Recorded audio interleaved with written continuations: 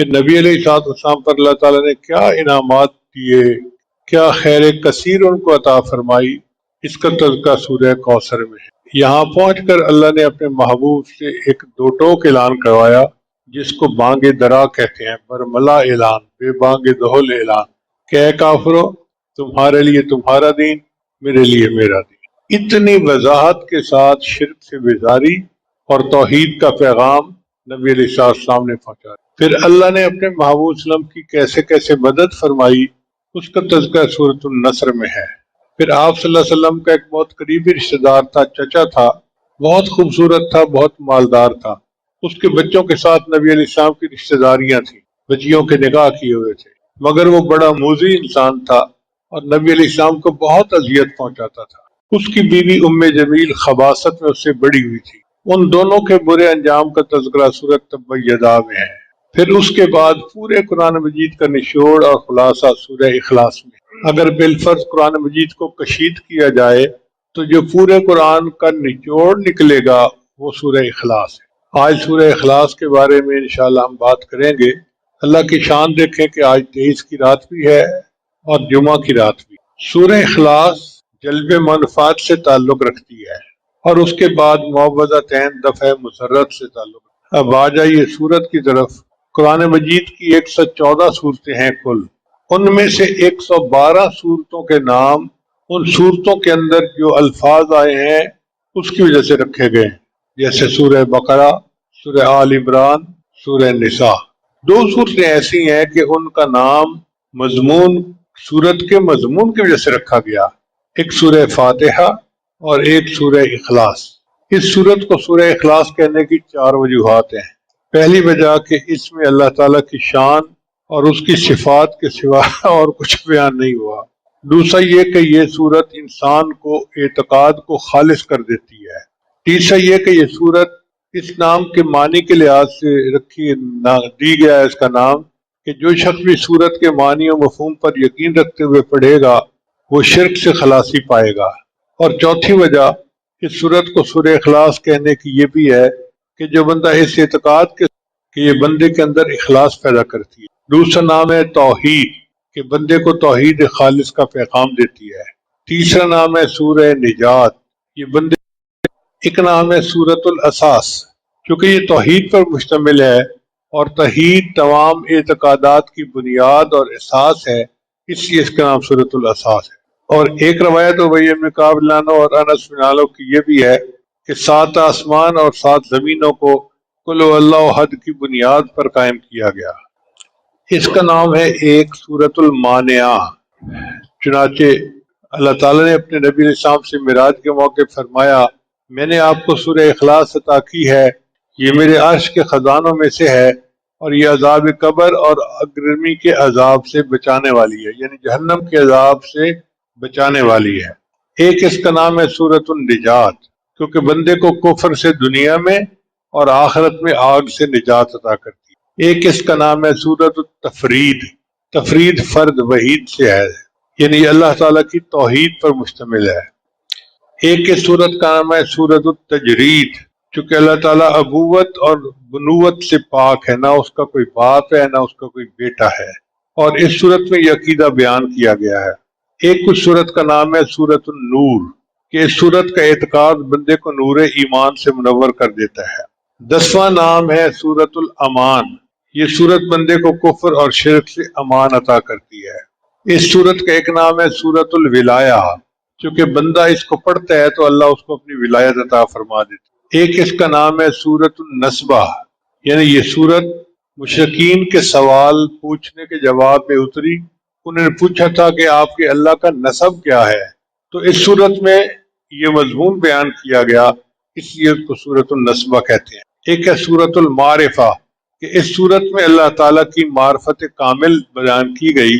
حضرت جابر عنہ سے مروی ہے کہ ایک آدمی نے نماز پڑھی اور اس کے بعد قل اللہ احد پڑھی تو آپ نے فرمایا اس بندے نے اپنے رب کو پہچان لیا۔ ایک اس کا نام ہے المعوذہ، المعوذہ۔ حضرت عثمان بن عفان نبی اسلام تشریف لائے تو انہیں سورہ اخلاص، سورہ فلق اور سورہ ناس کے ساتھ دم کیا۔ آپ ذرا غور سے پوچھئے کہ عثمان بن مظعون نام ایک صحابی ہیں، وہ بیمار ہیں اور نبی علیہ السلام تشریف لاتے ہیں اور نبی علیہ السلام ان کو سورت پڑھ کے دم کرتے ہیں، تو ایک پتہ چلا نا کہ یہ دم کرنا ایک شرعی چیز، اس کا شریعت میں ثبوت موجود ہے۔ اور پھر نبی علیہ السلام نے فرمایا میں نے ان سے بہتر صورتوں کے ساتھ کبھی کسی کو دم نہیں کیا، تو ہم بھی اگر کسی بیمار کے پاس جائیں تو یہ 3 صورتیں پڑھ کے اس کو دم کریں تاکہ اللہ اس کو شفا عطا فرمائے۔ ایک صورت کا نام ہے المکشکشہ۔ مکشکشہ برات اور بیزاری کو کہتے ہیں، چونکہ اس کا پڑھنے والا شرک سے بیزاری کا اظہار کر رہا ہوتا ہے، اس لیے اس کو مکشکشہ کہا گیا۔ ایک صورت کا نام ہے سورۃ الصمد۔ اس صورت میں اللہ تعالیٰ کی صمدیت اور شان بے نیازی کا بیان کیا گیا ہے۔ ایک اس صورت کا نام ہے سورۃ المحضر، چونکہ اس صورت کو سننے کے لیے اللہ کے فرشتے حاضر ہو جاتے ہیں۔ ایک اس صورت کا نام ہے سورۃ المنفرہ، چونکہ جو بندہ یہ صورت پڑھتا ہے تو شیطان بھاگ جاتا ہے۔ آپ تجربہ کر کے دیکھ لیں، جب کبھی شیطانی خیال ذہن میں آنے لگے اس صورت کی تلاوت کریں، اللہ تعالیٰ شیطان کو بھگا دیں گے اور ذہن پاک اور صاف ہو جائے گا۔ 19واں نام ہے سورۃ البراءہ۔ حضور صلی اللہ علیہ وسلم نے اس ایک آدمی کو یہ صورت پڑھتے ہوئے دیکھا تو فرمایا کہ یہ بندہ شرک سے بری ہو گیا۔ اور 20واں نام ہے سورۃ المذکرہ، چونکہ یہ صورت بندے کو توحید خالص کی یاد دلاتی ہے، اس لیے اس کا نام مذکر ہے۔ اب سوچئے کہ اس صورت کے 20 نام ہیں جو نبی علیہ السلام نے بتائے، تو کتنی عظیم صورت ہے جو اللہ تعالیٰ نے عطا کی، اور یہ ہر بندے کو یاد ہوتی ہے، ہر کلمہ گو کو۔ ہم نے دیکھا ہے جتنا جاہل ہو، ان پڑھ ہو، اس کو سورہ اخلاص ضرور یاد ہوتی ہے اور اسی سے وہ نماز پڑھتا ہے۔ اب اس کا نزول کا سبب کیا تھا؟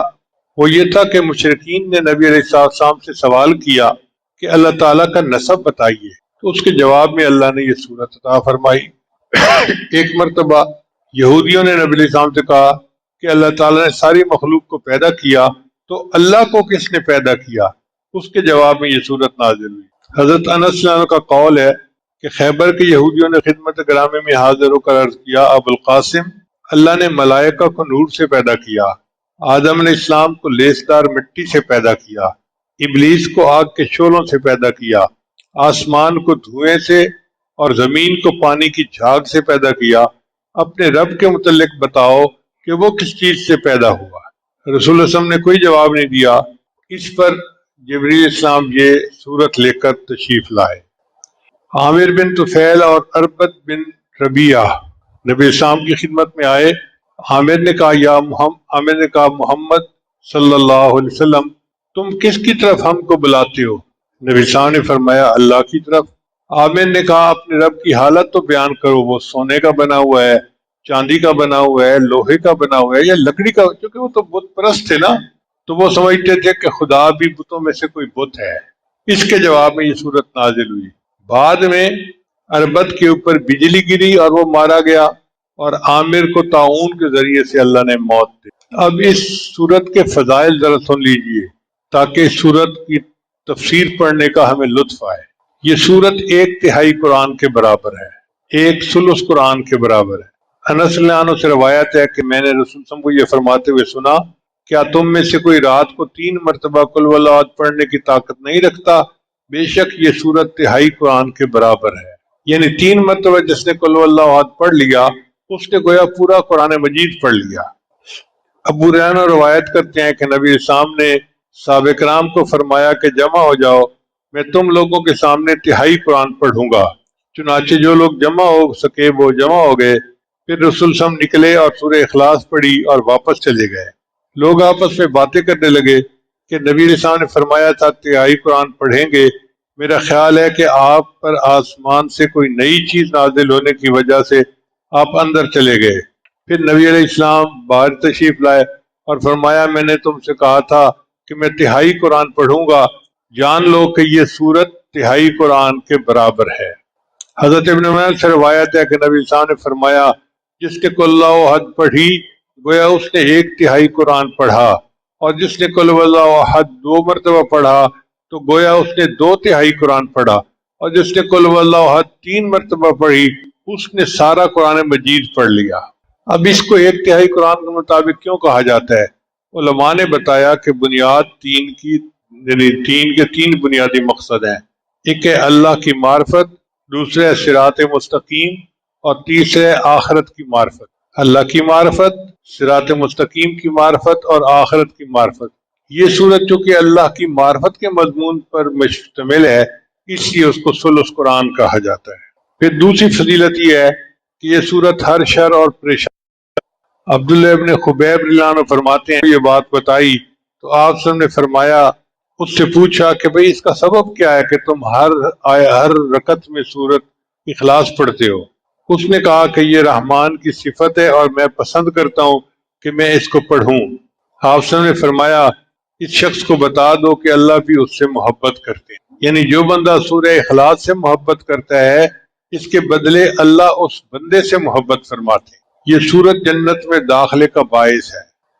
مسجد قباء میں ایک امام صاحب تھے، وہ ہر رکعت میں کوئی سورت پڑھتے تھے اور پھر سورہ اخلاص پڑھتے تھے۔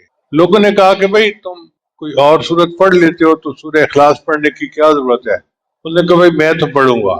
جب لوگوں نے زیادہ ڈیمانڈ کی کہ ایک سورت پڑھیں تو انہوں نے کہا اچھا کسی اور کو امام بنا لو۔ اب ان سے بہتر نیک تقوی والا اور کوئی بندہ تھا نہیں، اور لوگ چاہتے تھے کہ وہی امامت کروائیں۔ چنانچہ نبی علیہ السلام کی خدمت میں حاضر ہوئے، اے اللہ کے حبیب صلی اللہ علیہ وسلم ہمارا امام صاحب کے ساتھ یہ معاملہ ہے۔ تو نبی علیہ السلام نے اس کو بلا کر پوچھا کہ بتاؤ بھائی تم ایسا کیوں کرتے ہو؟ اس نے کہا اے اللہ کے حبیب صلی اللہ علیہ وسلم مجھے اس صورت کے مضمون سے بہت محبت ہے اور میں چاہتا ہوں ہر رکعت میں یہ صورت پڑھا کروں۔ نبی صاحب نے فرمایا کہ میں اس صورت سے کہ آپ کو بتاتا ہوں کہ تمہیں اس صورت سے محبت یقیناً تمہیں جنت میں داخل کر دے گی۔ اس صورت سے محبت یقیناً تمہیں جنت میں داخل کر دے گی۔ حضرت معمر رضی اللہ عنہ سے روایت ہے کہ نبی علیہ السلام ایک شخص کے قریب سے گزرے جو قل هو اللہ احد کی تلاوت کر رہا تھا۔ آپ صلی اللہ علیہ وسلم نے فرمایا اس نے جنت واجب کر لی یا اس کے لیے جنت واجب ہو گئی۔ پانچویں فضیلت سنیے، حضرت انس رضی اللہ عنہ روایت کرتے ہیں کہ ہم رسول اللہ کے ساتھ تبوک میں تھے، یعنی غزوہ تبوک کے لیے نکلے ہوئے تھے، تو ایک دن ایسے لگا جیسے سورج بڑی روشنی اور نور کے ساتھ نازل ہوا ہے، اس سے پہلے ایسی روشنی نہیں دیکھی گئی تھی۔ نبی السلام بھی اس کو دیکھ کر تعجب فرمانے لگے۔ اچانک جبریل السلام تشریف لے آئے تو نبی السلام نے پوچھا جبریل آج سورج کو کیا ہوا؟ یہ ایسے نور روشنی اور شعاؤں کے ساتھ طلوع ہوا کہ میں نے گزشتہ دنوں اسے اس طرح طلوع ہوتے نہیں دیکھا۔ تو جبریل السلام نے فرمایا کہ اللہ کے حبیب صلی اللہ علیہ وسلم آپ کے صحابی معاویہ بن معاویہ اللیثی کا آج مدینہ میں انتقال ہوا، اللہ تعالیٰ نے ان کی طرف 70,000 فرشتوں کو بھیجا ہے جو ان کی نماز جنازہ میں شریک ہوں گے۔ آپ نے پوچھا کہ ایسا کس سبب سے ہوا؟ انہوں نے کہا اللہ کے حبیب صلی اللہ علیہ وسلم وہ قل هو اللہ احد کثرت سے پڑھتے تھے، کھڑے ہوئے، بیٹھے ہوئے، چلتے ہوئے، دن میں اور رات کے اوقات میں پڑھتے تھے۔ اس عمل کی وجہ سے 70,000 فرشتے ان کے جنازے میں شرکت کے لیے نازل ہوئے۔ پھر جو بندہ سورہ اخلاص کے ساتھ محبت کرے گا وہ جنت کے جس دروازے سے چاہے گا داخل ہوگا۔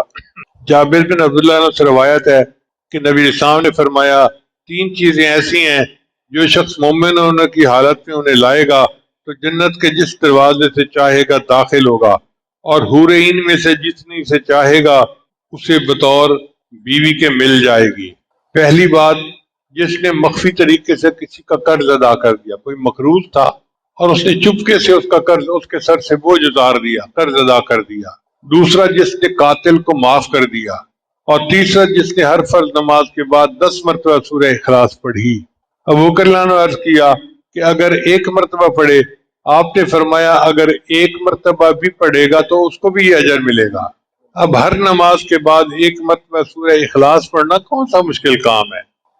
جابر بن عبداللہ سے روایت ہے کہ نبی صاحب نے فرمایا جس شخص نے قل هو احد ہر دن 50 مرتبہ پڑھا تو قیامت کے دن اس کو قبر سے اس طرح اٹھایا جائے گا کہ اللہ فرمائیں گے اے اللہ کی تعریف کرنے والے اٹھ جا اور جنت میں داخل ہو جا، یعنی پروٹوکول کے ساتھ اس کو بلایا جائے گا، اے اللہ کی تعریف کرنے والے اٹھ جا اور جنت میں داخل ہو جا۔ پھر فقر اور تنگ دستی کو یہ صورت دور کر دیتی ہے۔ حضرت جریر بن عبداللہ رضی اللہ عنہ سے روایت ہے کہ نبی صاحب نے فرمایا جس نے قل هو اللہ احد پڑھی تو اس کے گھر والوں اور پڑوسیوں سے فقر و افلاس کو اللہ تعالیٰ دور کر دیتے ہیں۔ آج جس بندے کو دیکھو وہ غربت کا اور افلاس کا رونا رو رہا ہے، اور قرآن عظیم الشان میں اللہ نے دیکھو کیا کیا ہمیں نعمت موتی عطا کر دیے کہ جو شخص روزانہ سورہ اخلاص پڑھے گا اللہ اس سے، اس کے گھر والوں سے اور اس کے پڑوسیوں سے بھی اللہ تعالیٰ فقر اور تنگ دستی کو دور کر دے گا۔ نبی صاحب نے فرمایا کہ جس نے 10 مرتبہ سورہ اخلاص پڑھی اس کے بدلے اس کے لیے جنت میں ایک محل بنا دیا جائے گا۔ جو بندہ چاہتا ہے کہ جنت میں میرا محل ہو تو 10 مرتبہ سورہ اخلاص پڑھ لے۔ آج یہ تو دل کرتا ہے کہ ڈیفنس میں میرا محل ہو، میرا فلاں جگہ محل ہو، میرا فلاں جگہ محل ہو۔ بھئی جنت کا محل تو بہت اعلیٰ ہے، 10 مرتبہ پڑھنے پر وہ مل جاتا ہے، اور جس نے 20 مرتبہ پڑھا اس کے بدلے اس کے لیے جنت میں 2 محل بنا دیے جائیں، اور جس نے 30 مرتبہ پڑھا اس کے بدلے اس کے لیے جنت میں 3 محل بنا دیے جائیں گے۔ حضرت عمر لانو نے عرض کیا ہے اللہ کے حبیب اسلام پھر تو ہم اپنے محلوں کی تعداد میں ضرور اضافہ کریں گے۔ نبی اسلام نے فرمایا تم جتنا بھی اضافہ کر لو اللہ کے خزانے اس سے بھی زیادہ وسیع ہیں۔ ایک روایت میں آتا ہے کہ نبی صاحب نے فرمایا جس نے قل هو اللہ احد صبح کی نماز کے بعد 12 دفعہ پڑھی اس نے 4 مرتبہ قرآن مجید پڑھ لیا اور وہ اس نے روئے زمین کا سب سے افضل بندہ ہوگا بشرطے کہ وہ تقوی اختیار کرے۔ پھر ایک صورت میں ایک انس سے روایت کرتے ہیں کہ نبی صاحب نے فرمایا جو شخص قل هو اللہ احد 200 مرتبہ پڑھے گا اس کے 50 سال کے گناہ معاف ہوں گے بشرطے کہ وہ 4 کاموں سے بچے، ناحق خون، ناحق مال، حرام کاری اور شراب پینا۔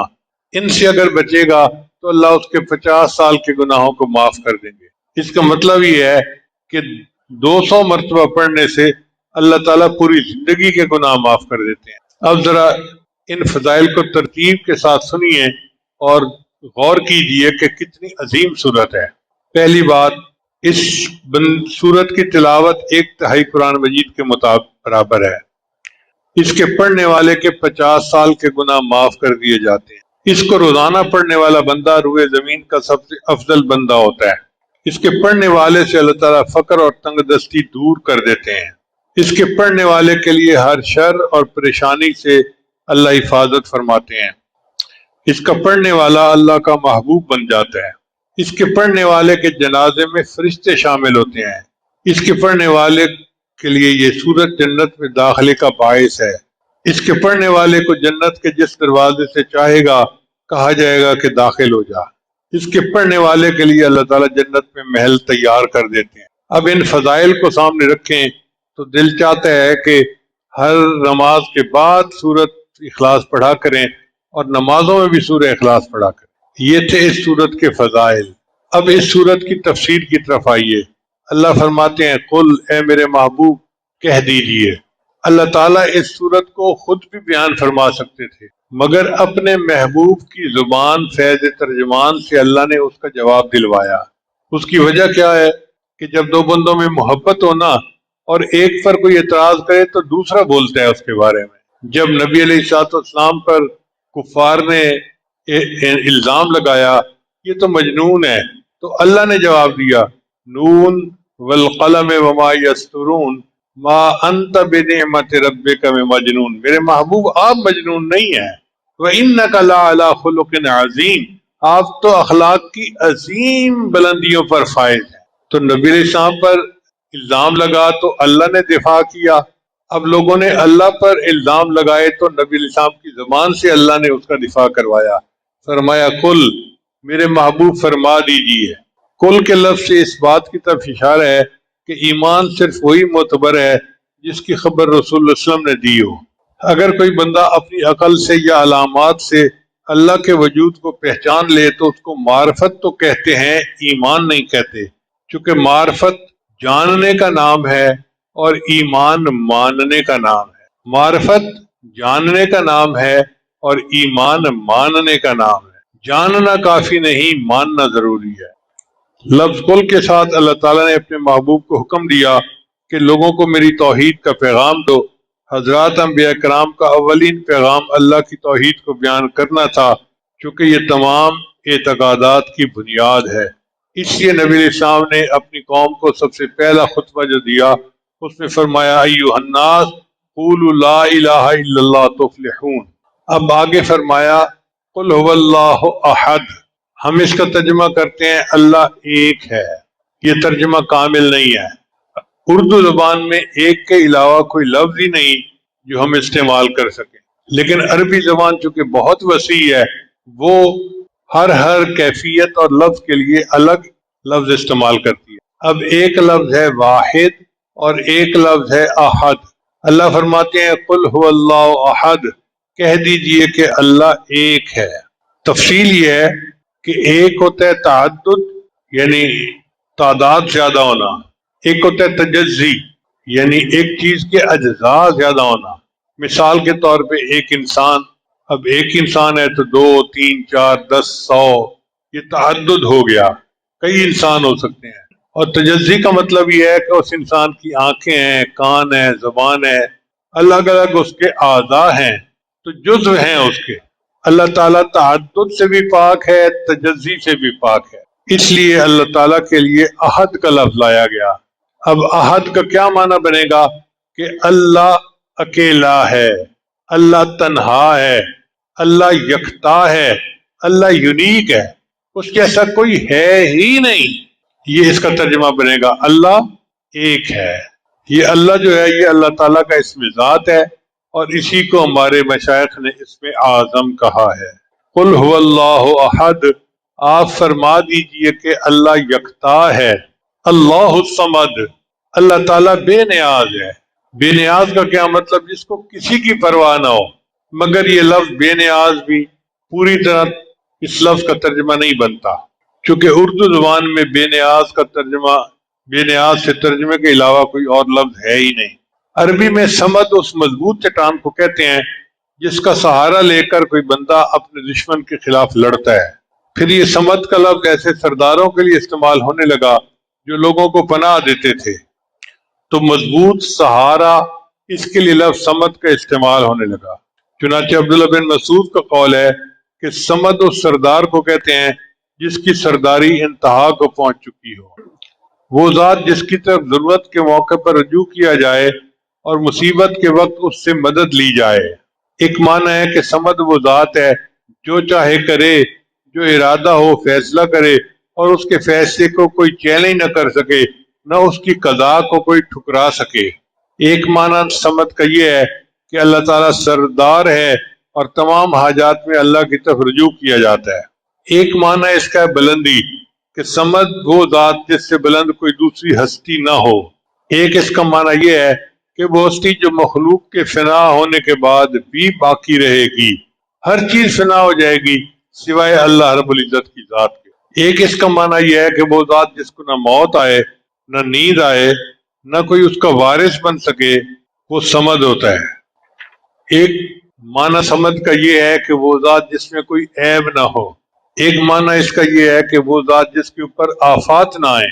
ایک معنی اس کا یہ ہے کہ وہ ذات جو غالب آئے ہمیشہ، کبھی مغلوب نہ ہو۔ ایک معنی یہ ہے کہ وہ عظیم ذات جس سے کوئی دوسرا عظیم نہ ہو۔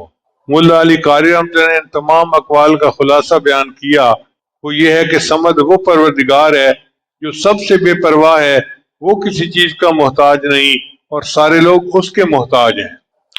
سید عطا اللہ شاہ صاحب بخاری رحمۃ اللہ فرماتے ہیں کہ اللہ الصمد کے معنی میں مجھے ہمیشہ تردد رہا کہ اس کے معنی ہے بے نیاز۔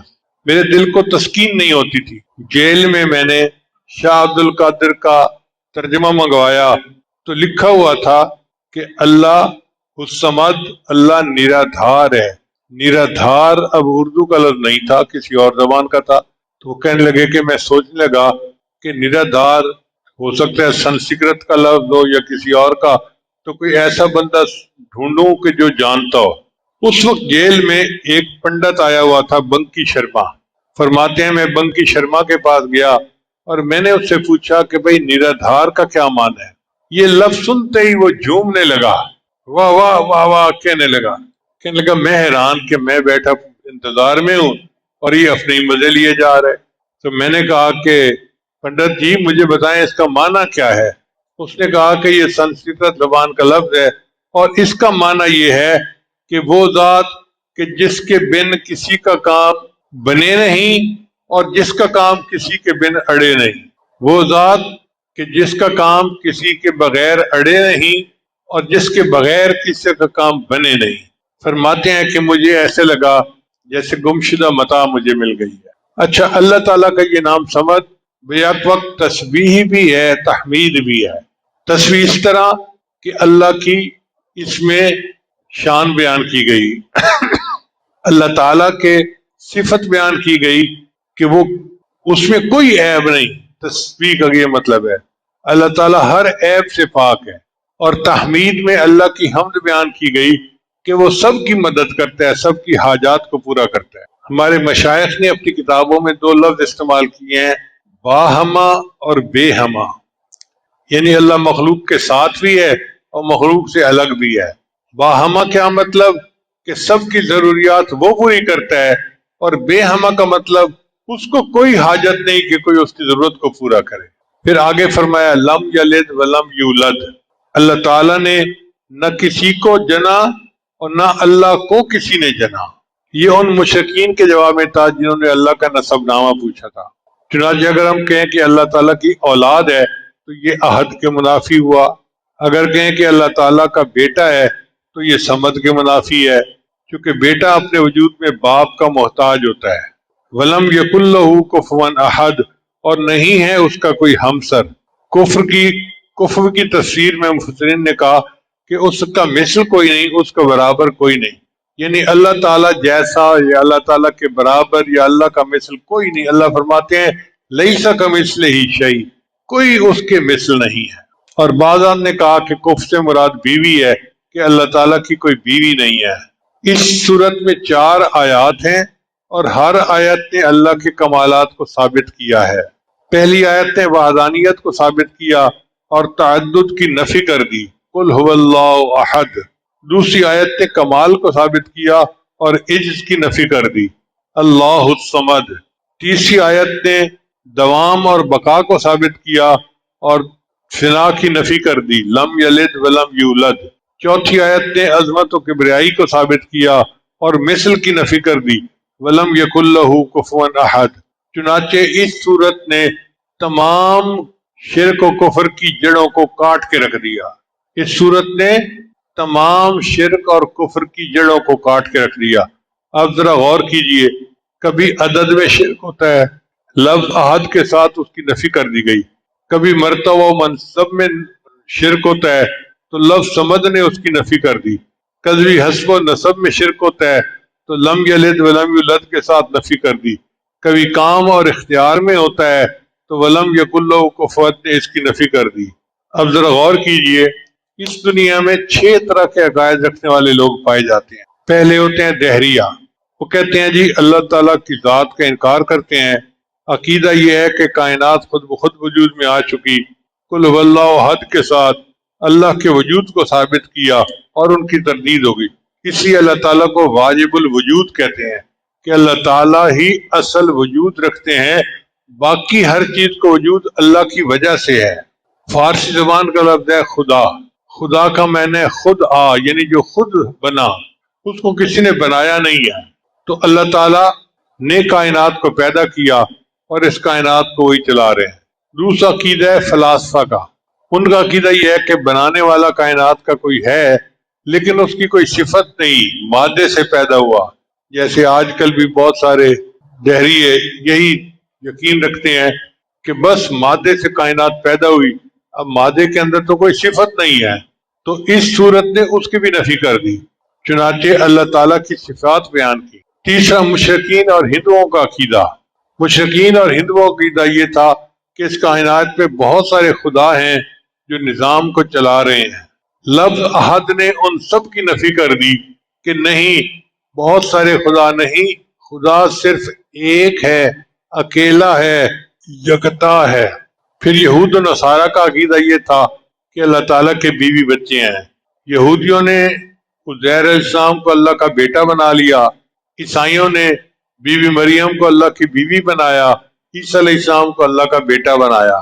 مشرکین فرشتوں کو اللہ کی بیٹیاں کہا کرتے تھے، تو اس صورت نے ان سب کی تردید کر دی۔ پھر پانچواں ہے مجوس کا عقیدہ۔ مجوس کا عقیدہ یہ ہوتا ہے کہ خیر کا جو ہے نا خالق الگ ہے اور شر کا خالق الگ ہے۔ وہ کہتے ہیں کہ ایک خدا ہے یزدان، وہ خیر کا خدا ہے، اور ایک خدا ہے اہرمن، وہ شر کا خدا ہے، اور ان دونوں کے درمیان کھینچتانی ہر وقت ہوتی رہتی ہے۔ کبھی خیر غالب آتی ہے، کبھی شر غالب آ جاتا ہے۔ اس صورت نے ان کے بھی عقیدے کا رد کر دیا اور فرمایا کہ نہیں، ولم یکن لہ کفوا احد، اللہ ایک ہے، اس جیسا کوئی دوسرا ہے ہی نہیں۔ تو اس سے پتہ چلتا ہے کہ اس صورت نے دنیا کے تمام بدعقیدہ لوگوں کے اعتقادات کی نفی کر دی، اس کی جامعیت کا اندازہ لگائیے۔ اب میں اس صورت کے مضمون کو سمجھنے کے لیے ذرا اپنے الفاظ میں بیان کرتا ہوں۔ الفاظ ہیں مشائخ صوفیاء کے، مگر اپنا مطلب سمجھنے کے لیے میں ان کو استعمال کروں گا۔ وہ کیسے کہ پہلی آیت ہے قل هو اللہ احد، آپ کو یہ سمری یاد ہو جائے گی جلدی۔ قل هو اللہ احد یہ ہے توحید وجودی، اللہ تعالیٰ واجب الوجود ہیں اور اللہ کے علاوہ کوئی اور خدا نہیں۔ اس کو کیا کہتے ہیں؟ توحید وجودی۔ مشائخ صوفیاء کی تشریح نہیں، یہ میں الفاظ ان کے استعمال کر رہا ہوں اپنے مضمون کو آسان بنانے کے لیے، سمجھانے کے لیے۔ تو قل هو اللہ احد میں توحید وجودی کا تذکرہ، پھر اللہ الصمد، اللہ بے نیاز ہے، اس کو کہتے ہیں توحید شہودی، مشاہدے سے ہے۔ اب آپ بتائیے کیا آپ کا مشاہدہ ہے کہ اللہ سب کی حاجات کو پورا کرتا ہے؟ کوئی بندہ ایسا ہے جو کہے کہ میری حاجات اللہ پوری نہیں کرتا؟ اللہ کو ہماری ضرورت ہے اور ہمیں اللہ کی ضرورت ہے نا۔ تو اس نے گویا مشاہدے میں یہ بات لے آئی کہ اللہ ایک ہی ہے۔ تو قل هو اللہ احد یہ توحید وجودی ہے، اللہ الصمد یہ توحید شہودی ہے۔ پھر لم یلد ولم یولد، اس کو کہتے ہیں توحید ذاتی، نہ اللہ نے کسی کو جنا نہ کسی نے اللہ کو جنا۔ یہ مضمون کیا کہلاتا ہے؟ توحید ذاتی۔ ولم یکن لہ کفوا احد یہ ہے توحید صفاتی۔ اب چار نام یاد کر لیں، آپ کو پوری صورت کا خلاصہ فوراً ذہن میں آ جائے گا۔ توحید وجودی، توحید شہودی، توحید ذاتی، توحید صفاتی۔ چار صورتوں نے پوری تعلیمات کو اپنے اندر بند کر لیا۔ سورہ اخلاص سے ہمیں یہ سبق حاصل ہوتا ہے کہ ہم اللہ تعالیٰ کو ایک مانیں، اللہ کے ساتھ کسی کو شریک نہ ٹھہرائیں۔ ہمارے معاشرے میں بہت جلدی لوگ جو ہے نا وہ دوسروں کی طرف دھیان کر لیتے ہیں، ضعیف الاعتقاد ہے نا، چنانچہ اپنی حاجات اللہ کے علاوہ اولیاء سے مانگتے ہیں، قبروں سے مانگتے ہیں، پتہ نہیں کیا کیا کرتے ہیں۔ میرا اپنا مشاہدہ ہے کہ ایک مرتبہ ایک بندہ ملتزم سے لپٹ کے دعائیں مانگ رہا تھا، تو میں بھی انتظار میں تھا کہ مجھے ملتزم پہ جگہ ملے۔ اب جب وہ ملتزم سے وہ ہٹا تو اس نے وہیں کھڑے کھڑے فون کیا اور اپنی بیوی کو کہنے لگا کہ دیکھو دعائیں تو میں بھی کر رہا ہوں، لیکن تم اتنا کچھ لے کے داتا دربار چلی جاؤ، وہاں دعا کرو اللہ میرا اقامے کا کام کروا دے۔ بیت اللہ کے پاس کھڑا ہے اور وہاں سے بیوی کو کہہ رہا ہے کہ داتا دربار جا کے یہ چیز دو اور یہ دعا مانگو کہ اللہ ہمارا کام کر دے۔ تو ضعیف الاعتقادی کا یہ حال ہے۔ واللہ یقبض و یبسط و الیہ ترجعون، اللہ تعالیٰ ہی تنگی پیدا کرتا ہے، وہی وسعت پیدا کرتا ہے۔ کہہ دیتے ہیں کہ کسی نے کاروبار باندھا ہوا ہے، بہت سارے لوگ میرے پاس آتے ہیں کسی نے ہماری بیٹی کا رشتہ باندھ دیا ہے۔ بھئی کوئی نہیں باندھ سکتا، اللہ کی منشا ہے جو ہوگا، اللہ کے علاوہ کوئی باندھنے والا اور کھولنے والا نہیں ہے۔ اس لیے ہمیں چاہیے کہ ہم ایک اللہ کے در پر چکیں۔ آپ ذرا غور کیجئے گا، علمی نقطہ ہے کہ اللہ تعالیٰ نے بعض جانوروں کو ہاتھ نہیں دیے، گائے، بھینس، بکری، گھوڑا، اونٹ کسی کے ہاتھ نہیں ہے۔ وہ کھانے کے لیے اپنا سر نیچے جھکاتے ہیں اور پھر چارہ کھاتے ہیں۔ انسان کو اللہ نے ایسے نہیں بنایا، اللہ نے ہاتھ دیے ہیں۔ میرے بندے تیرا سر میرے سامنے جھکنے کے لیے ہے، میں نہیں چاہتا کہ یہ کھانے کے لیے نیچے جھکے، کھانا تیرے منہ تک میں پہنچا دوں گا۔ شاعر کے بہت پیارے شعر ہیں، تیرے در سے بھی نباہے در غیر کو بھی چاہے، تیرے در سے بھی نباہے در غیر کو بھی چاہے، میرے سر کو یہ اجازت کبھی تھی نہ ہے نہ ہوگی۔ تیرے در سے بھی نباہے در غیر کو بھی چاہے، میرے سر کو یہ اجازت کبھی تھی نہ ہے نہ ہوگی۔ تیرا نام تک بھلا دوں، تیری یاد تک مٹا دوں، مجھے اس طرح کی جرت کبھی تھی نہ ہے نہ ہوگی۔ میں یہ جانتے ہوئے بھی تیری انجمن میں آیا کہ تجھے میری ضرورت کبھی تھی نہ ہے نہ ہوگی۔ تو اگر نظر ملائے میرا دم نکل ہی جائے، تجھے دیکھنے کی ہمت کبھی تھی نہ ہے نہ ہوگی۔ جو گلا کیا ہے تجھ سے تو سمجھ کے تم کو اپنا، مجھے غیر سے شکایت کبھی تھی نہ ہے نہ ہوگی۔ تیرا حسن ہے یگانہ، تیرے ساتھ ہے زمانہ، میرے ساتھ میری قسمت کبھی تھی نہ ہے نہ ہوگی۔ یہ کرم ہے دوستوں کا وہ جو کہہ رہے ہیں سب سے کہ نصیر یہ عنایت کبھی تھی نہ ہے نہ ہوگی۔ حقیقت یہ ہے کہ جس بندے کو ایک طرف جھکنا آ گیا اسے در پہ نہیں جھکنا پڑتا۔ جسے ایک ذات کے سامنے رونا آ گیا اسے ہر ایک کے سامنے جا کے نہیں رونا پڑتا۔ علامہ اقبال نے کیا خوبصورت شعر کہا ہے، وہ ایک سجدہ جسے تو گراں سمجھتا ہے، ہزار سجدوں سے دیتا ہے آدمی کو نجات۔ ایک اللہ کے سامنے سجدہ کر لو، ہزار سجدوں سے نجات مل جائے گی۔ اس کے بالمقابل جو لوگ اللہ کو چھوڑ کر مخلوق سے امیدیں لگاتے ہیں ان کو ذلت اور رسوائی کے سوا کچھ بھی نہیں ملتا۔ اللہ فرماتے ہیں وَمَن يُشْرِكْ بِاللَّهِ فَكَأَنَّمَا خَرَّ مِنَ السَّمَاءِ فَتَخْطَفُهُ الطَّيْرُ أَوْ تَهْوِي بِهِ الرِّيحُ مِن مَّكَانٍ صَحِيحٍ۔ جو شخص اللہ کے ساتھ کسی کو شریک ٹھہرائے تو گویا وہ آسمان سے گر پڑا، پھر یا تو پرندے اسے اچک لے جائیں یا ہوا اسے کہیں دور دراز کی جگہ پر لا پھینکے۔ سر ایک ہے اور ایک ہی کے سامنے جھکانے کے لیے اللہ نے عطا کیا ہے۔ سر ایک ہے اور ایک ہی کے سامنے جھکانے کے لیے اللہ نے دیا ہے۔ سر جس پہ نہ جھک جائے اسے در نہیں کہتے، سر جس پہ نہ جھک جائے اسے در نہیں کہتے، در پہ جو جھک جائے اسے سر نہیں کہتے۔ نبی علیہ السلام نے عبداللہ ابن عباس کو ایک نصیحت فرمائی جو توحید کے مضمون پہ مشتمل ہے۔ عن ابن عباس عنہ قال كنت خلف رسول اللہ صلی اللہ علیہ وسلم۔ ابن عباس کہتے ہیں کہ میں سواری پہ نبی صاحب کے پیچھے سوار تھا۔ فقال، نبی صاحب نے فرمایا یا غلام، اے لڑکے، انی اعلمک کلمات، میں تمہیں چند باتیں سکھاتا ہوں۔ احفظ اللہ یحفظک، تو اللہ کی حفاظت کر اللہ تجھے محفوظ رکھے گا۔ تو اللہ کو یاد رکھ اللہ تجھے محفوظ رکھے گا۔ احفظ اللہ تجدہ تجاہک، تو اللہ کو یاد کر اللہ کو اپنے سامنے پائے گا۔ اذا سألت فاسأل اللہ، اگر تو مانگے تو تجھے اللہ سے مانگنا چاہیے۔ وَإِذَا اسْتَعَنْتَ فَاسْتَعِنْ بِاللَّهِ، اور اگر مدد چاہے تو اللہ سے مدد مانگ۔ وَاعْلَمْ، جان لے اس بات کو، أَنَّ الْأُمَّةَ لَوْ اجْتَمَعَتْ عَلَىٰ أَن يَنفَعُوكَ بِشَيْءٍ لَمْ يَنفَعُوكَ إِلَّا بِشَيْءٍ قَدْ كَتَبَهُ اللَّهُ لَكَ، اگر ساری امت جمع ہو جائے تمہیں نفع پہنچانے کے لیے تو وہ نہیں نفع پہنچا سکتے مگر اتنا جتنا اللہ نے لکھ دیا ہے، اور اگر ساری امت جمع ہو جائے تمہیں نقصان پہنچانے کے لیے تو وہ نہیں نقصان پہنچا سکتے مگر اتنا جتنا اللہ نے لکھ دیا ہے۔ رفعت الاقلام وجفت الصحف، قلم اٹھا لیے گئے اور صحیفے خشک ہو گئے، یعنی اللہ نے تقدیر لکھ دی ہے، جو لکھ دیا ہے وہ ہو کے رہنا ہے، اب کسی اور کی طرف جانے کی ضرورت نہیں ہے۔ سورہ اخلاص کے خواص کیا ہیں؟ امام جعفر صادق رحمۃ اللہ فرماتے ہیں کہ خواب میں سورہ اخلاص پڑھنے کی تعبیر یہ ہے کہ وہ شخص دونوں جہانوں کی مراد پائے گا۔ بعض رات نے فرمایا کہ خواب میں سورہ اخلاص پڑھنا احکام الہیہ کی پیروی کی دلیل ہے۔ بعض مشائخ نے لکھا ہے کہ روزانہ 313 مرتبہ سورہ اخلاص پڑھنے سے اللہ تعالیٰ فقر اور تنگ دستی کو دور کر دیتا ہے۔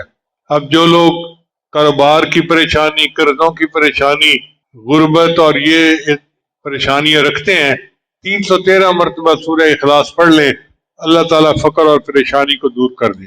اگر کوئی بندہ بے گناہ جیل میں ہے تو 1000 مرتبہ یہ سورت پڑھ لے، اللہ تعالیٰ رہائی عطا فرمائیں گے۔ بہت سارے لوگ مجھے خط لکھتے ہیں میرا بھائی جیل میں ہے، میرا رشتہ دار جیل میں ہے، فلاں جیل میں ہے، تو بھائی یہ وظیفہ جو نبی علیہ السلام نے بتایا سن لیجئے کہ 1000 مرتبہ سورہ قل واللہ احد پڑھ لیجئے، اللہ تعالیٰ جیل سے رہائی عطا فرمائے۔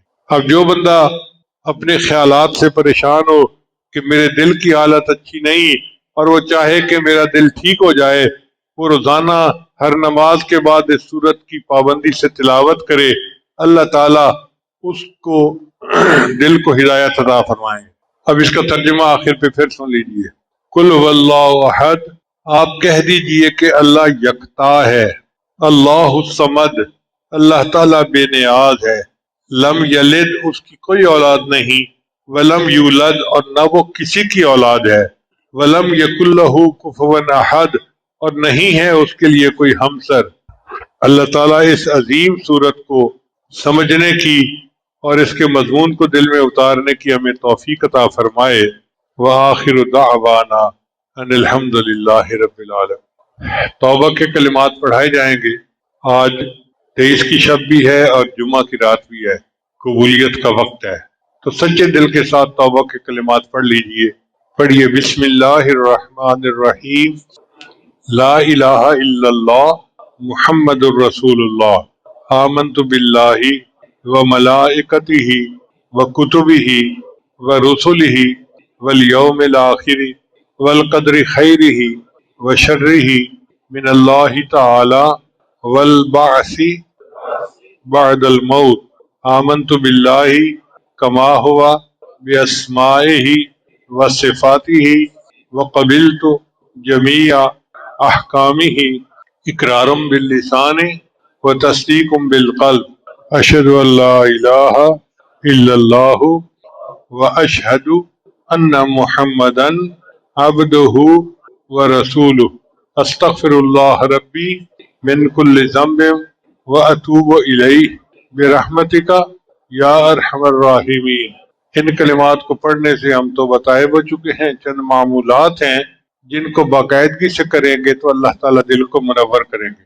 پہلا عمل ہے 100 مرتبہ استغفار صبح شام پڑھنا، دوسرا عمل ہے 100 مرتبہ درود شریف پڑھنا، تیسرا ہے قرآن مجید کی تلاوت روزانہ کرنا، عام دنوں میں 1 پارہ اور رمضان مبارک میں زیادہ پڑھنے کی کوشش کریں۔ اگر 1 منزل روزانہ پڑھیں ناظرہ خان تو بہت اچھا معمول ہے، اور حافظ تو پھر جتنا چاہیں پڑھیں، جتنا گڑ اتنا میٹھا۔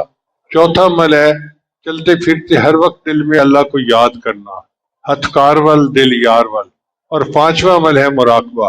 مراقبہ تمام معمولات کا لب لباب اور نچوڑ ہے۔ طریقہ بڑا آسان ہے کہ جب آپ نماز پڑھ کے فارغ ہوں تو تھوڑی دیر کے لیے اللہ سے لو لگا کے بیٹھ جائیں کہ اللہ کی رحمت آ رہی ہے، دل میں سما رہی ہے، دل کی ظلمت اور سیاہی دور ہو رہی ہے، اور میرا دل کہہ رہا ہے اللہ اللہ اللہ، اور میں سن رہا ہوں۔ انشاءاللہ 10-15 منٹ صبح شام مراقبہ کریں گے تو آپ کے دل میں اللہ کی محبت بڑھے گی، آپ خود اس کی لذت کو محسوس کریں گے۔ یہ کوئی ڈھکی چھپی بات نہیں ہے، اللہ کے بڑے مزے جو بھی چاہے وہ چکھ لے۔ اب تھوڑی دیر مراقبہ کر لیجیے، آنکھوں کو بند کر لیجیے، سر کو جھکا لیجیے، دنیا اور جو کوئی دنیا میں ہے اس سے ہٹ کٹ کے اللہ کی یاد میں ڈوب جائیے۔ کس سے مانگیں کہاں جائیں، کس سے کہیں، اور دنیا میں حاجت روا کون ہے، سب کا داتا ہے تو، سب کو دیتا ہے تو، تیرے بندوں کا تیرے سوا کون ہے، کون مقبول ہے کون مردود ہے، بے خبر کیا خبر تجھ کو کیا کون ہے، جب تو لیں گے عمل سب کے میزان پر، تب کھلے گا کہ کھوٹا کھرا کون ہے، اولیاء تیرے محتاج اے رب کل، تیرے بندے ہیں سب انبیاء اور رسل، ان کی عزت کا باعث ہے نسبت تیری، ان کی عزت کا باعث ہے نسبت تیری، ان کی پہچان تیرے سوا کون ہے، انبیاء اولیاء اہل بیت نبی، تابعین و صحابہ پہ جب آ بنی، انبیاء اولیاء اہل بیت نبی